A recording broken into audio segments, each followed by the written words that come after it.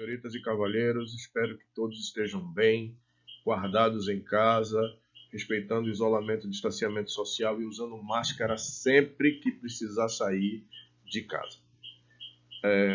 Esse é o nosso segundo encontro e o que eu preparei para vocês foi isso aí, ó.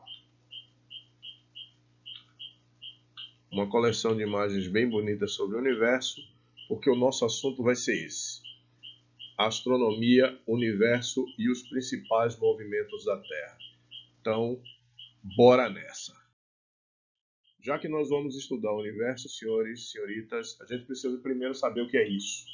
E aí eu fui no dicionário e busquei esta definição, em que diz que a astronomia é um substantivo feminino, porque é uma ciência que trata do universo sideral e dos corpos celestes, com o fim de situá-los no espaço e no tempo e explicar sua origem e o seu movimento. Vamos lá. Primeira coisa que a gente vai ver é a origem do universo, certo? A gente vai observar isso à luz da chamada cosmologia moderna, ou seja, aquele teoria, o conjunto de teorias que são mais aceitos pela ciência hoje, não é? E elas falam que o universo deve ter surgido há mais ou menos 15 bilhões de anos atrás, não é? Quando toda a matéria e toda a energia estava concentrada num ponto só. Esse ponto foi chamado originalmente de ovo cósmico ou átomo original, mas a gente sabe que esses nomes não são muito apropriados, porque estamos falando do início do tempo e do espaço, então não havia nada antes disso. Mas imaginem que esse ponto, extremamente denso, entrou em colapso e explodiu. Certo? Essa grande explosão, ela ficou conhecida com o nome de Big Bang. O interessante é que quando essa teoria foi apresentada pela primeira vez, a comunidade científica bem cética, a comunidade científica até de certo ponto maldosa, apelidou a teoria de Big Bang, e é engraçado porque esse nome pegou até agora. E até agora a gente usa ele, certo? Mas o que seria o Big Bang? Bom, os senhores estão vendo nesse ponto central aqui, não é? É provavelmente onde estava o átomo original, não é? Ou o ovo cósmico. E esse ovo teria explodido, teria colapsado, dando origem ao universo. Só que nós temos um modelo matemático que se aproxima mais de como o universo funciona, como essa expansão está acontecendo. E é desse jeito, ó. Olha aqui, ó. Ali, ó. Estão vendo lá em cima onde está a setinha? Isso é o chamado átomo original. Ele explode e o universo ele vai tendo uma dilatação volumétrica. Por favor, observa que as cores aqui dizem respeito à idade das radiações, certo? Desde o vermelho até o ultravioleta. Depois do Big Bang, o universo começa a se organizar. E aí a gente tem que discutir logo uma palavrinha grega chamada cosmo. Estão vendo ali em cima? Cosmo significa organização, ordem, beleza e harmonia. Porque os gregos, ao olharem para o céu noturno, percebiam que havia uma ordem, que havia uma harmonia. Não sabiam explicar direito como funcionava, mas sabiam que ela existia, tá certo? Segunda coisa, esse termo vai designar o universo hoje, em seu conjunto, toda a estrutura universal na sua totalidade. Desde o microcosmo, ou seja, desde aquilo que você não vê, até o macrocosmo, que é aquilo que nós podemos aprender, ver. Bom, depois do Big Bang ter acontecido e o cosmos se organizar, a gente vai observar a formação de algumas macro-unidades, ou seja, unidades grandes, certo? A primeira delas, as galáxias. Quando todas as vezes que se falar em galáxia, pessoal, isso aí vai ser um grande sistema gravitacionalmente ligado e consiste em estrelas remanescentes de estrelas, um meio interestelar de gás e poeira. Ah, mas eu não entendo, isso é muito difícil para minha cabecinha. Calma, veja. Vamos raciocinar com um exemplo claro, simples. A Via Láctea, tá? A Via Láctea é a nossa galáxia. Ela tem esse nome aqui, ó, Via Láctea, que traduzido do latim para o português significa caminho de leite, exatamente porque ao olhar para o céu noturno, eu coloquei algumas imagens aqui para a gente ver, não é? Obviamente livre de toda poluição luminosa, obviamente livre de nuvens, etc. Você consegue ver o desenho da Via Láctea e percebe que entre as estrelas existe uma mancha branca não é? Existe uma substância esbranquiçada. Os antigos não sabiam do que se tratava. Hoje a gente sabe. São formados por restos de planeta, restos de estrela, poeira interestelar. Mas no passado, eles não sabiam do que se tratava e terminaram dando a explicação possível para a época, que aquilo dali era o caminho de leite, daí o termo ó, Via Láctea, tá vendo? Por onde os deuses passavam para chegar ao Olimpo, certo? Eu coloquei algumas imagens para a gente ver. Bom, a primeira delas é essa. Olha só. Temos aqui uma galáxia que é espiralada. E só para lembrar, viu, senhores? A Via Láctea nunca foi fotografada. Todas as vezes que a gente olha para uma figura como essa, ou ela pode ser uma foto de uma galáxia parecida com a nossa, ou ela é uma representação artística, um modelo artístico do que deve acontecer com a nossa Via Láctea. É possível a gente ver isso? Sim, é possível a gente ver, não é, isso de modo indireto, através de cálculos, através de observações indiretas. As galáxias são inúmeras. A gente não vai estudar todas elas. Então, se a gente parar para observar, a gente vai ver que existem galáxias de todo tipo, certo? Aqui nos interessa é a Via Láctea. E dentro da Via Láctea, o que nos interessa é um pequeno conjunto constituído pelo Sol e todos os corpos celestes que estão sob seu domínio gravitacional. A estrela central, que é o Sol, é o componente maior do sistema. É por isso que a gente chama isso de sistema solar. Olha a figura do sistema solar. Observem, nós temos o Sol, Mercúrio, Vênus, Terra, Marte, Júpiter, Saturno, Urano, Netuno e não há Plutão. Plutão perdeu essa característica, não é? Perdeu essa classificação de planeta, mas isso é uma discussão ainda longa. Pode ser que Plutão volte a ser planeta. Nós já vimos que o sistema solar é formado por vários planetas, todos eles têm a sua importância, mas o nosso foco vai ser no estudo deste planetinha aqui, planeta Terra, planeta azul. A primeira coisa que nós vamos fazer é saber o que é a Terra. A Terra é o terceiro planeta por ordem de afastamento do Sol. Só para que vocês saibam a importância disso, se a gente pudesse, fazendo um esforço de criatividade, empurrar a Terra um pouco para lá ou trazê-la um pouco mais para cá, distante do Sol, nós não estaríamos aqui, certo? As implicações seriam inúmeras, não é? Principalmente as implicações climáticas. Nós teríamos um clima na Terra que inviabilizaria, por exemplo, a manutenção do ser humano, certo? Da Terra, o que é que a gente precisa saber? Qual a sua origem e formação? Primeira coisa que nós vamos ver é a idade da Terra. Então, a idade da Terra é de aproximadamente 4,5 bilhões de anos. Alguns livros falam entre 4,5 e 6 bilhões de anos. A gente deve entender que existe essa diferença aí, que não é uma diferença pequena, mas uma diferença significativa, porque os métodos de datação das rochas, eles não são tão precisos quando você começa a datar rochas muito antigas, não é?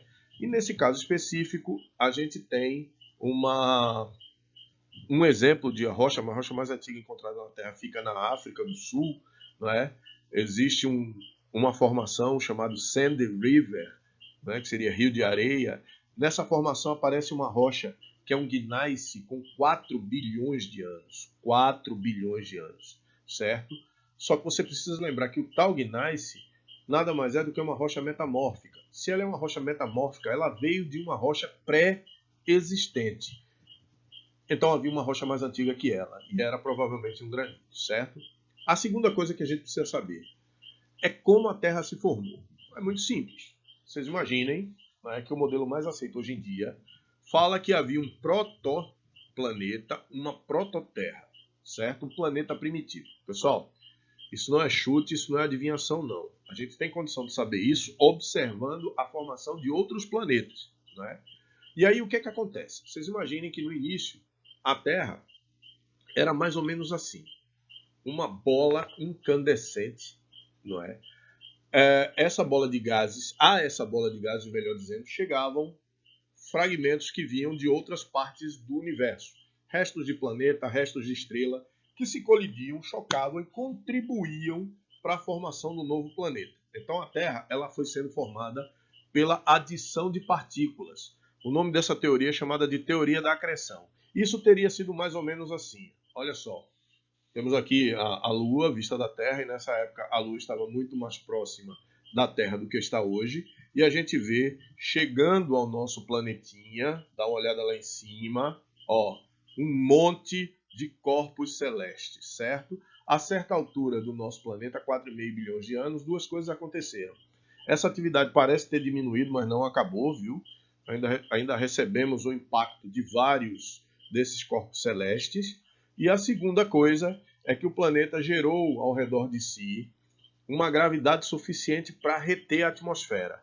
A retenção dessa atmosfera fez com que começassem alguns fenômenos meteorológicos, principalmente a chuva. Não a chuva parecida com o que a gente tem hoje, mas uma chuva torrencial, ácida, muito quente, que durava milhões de anos. Isso teria ajudado a resfriar a superfície do planeta e a formar o planetinha como nós o conhecemos hoje.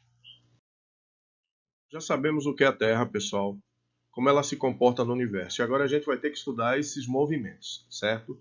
A gente sabe que a Terra executa uma infinidade de movimentos, nem todos são conhecidos, não é? Mas a gente vai estudar aqueles que afetam diretamente a nossa vida, aqueles em que a gente consegue, no nosso curto período de existência, perceber suas consequências, tá?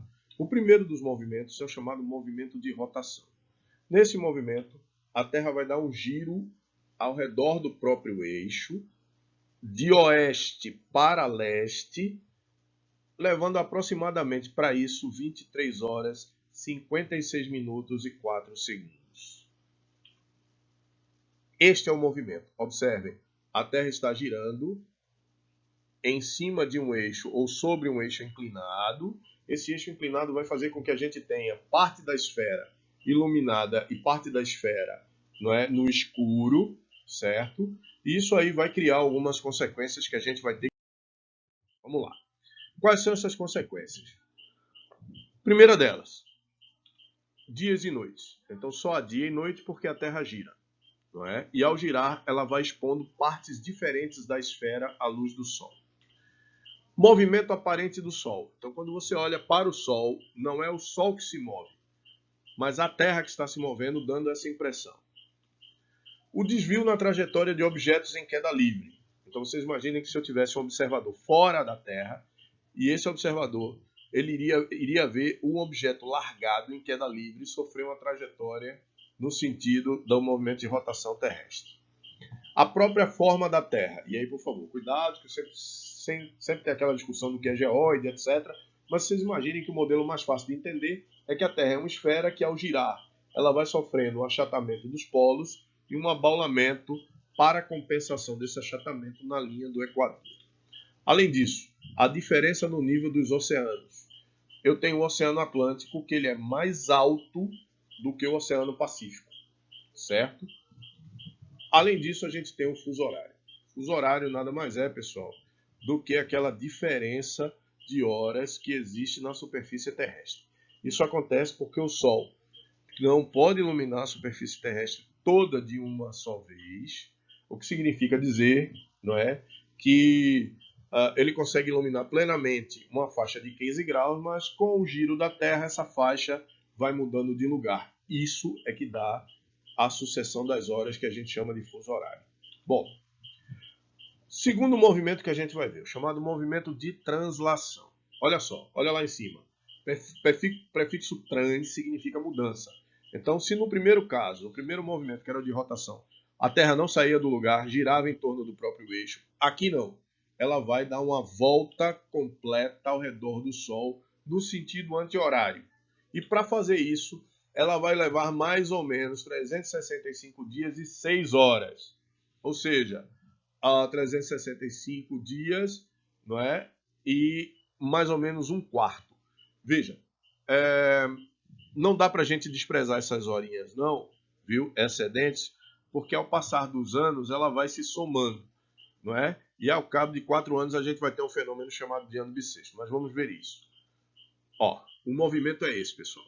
A Terra girando ao redor do Sol. Observa que essa órbita que nós temos aqui em cima, não é uma órbita circular, é uma órbita elíptica e que o Sol que está ali, ó, não está no centro, mas deslocado para um dos focos da elipse, certo? Para terminar o nosso encontro de hoje, o que está faltando é a gente discutir as consequências da translação terrestre. A primeira delas é a sucessão das estações do ano. Então, vocês imaginem que, pela Terra ocupar posições diferentes ao redor do Sol, não é? Ela vai expondo um ou outro hemisfério mais à luz solar, e isso vai permitindo, não é, uma diferença de aquecimento da superfície que vai gerar as estações do ano. Desigualdade de iluminação dos hemisférios, por causa da inclinação do eixo da Terra, certo? E por causa do movimento de translação, os dois hemisférios só recebem a mesma quantidade de luz em dois momentos do ano, na primavera e no outono.